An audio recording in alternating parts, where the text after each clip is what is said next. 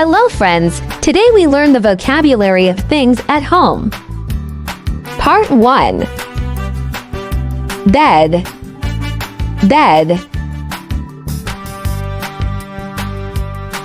Pillow, pillow. Blanket, blanket. Wardrobe, wardrobe. Chair, chair. Table, table. Sofa, sofa. Television, television. Curtain, curtain.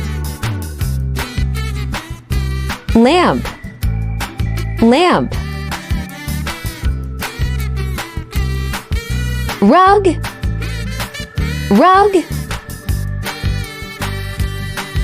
Mirror, mirror. Clock, clock.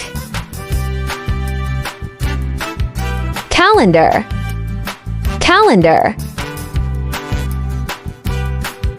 Bookshelf, bookshelf.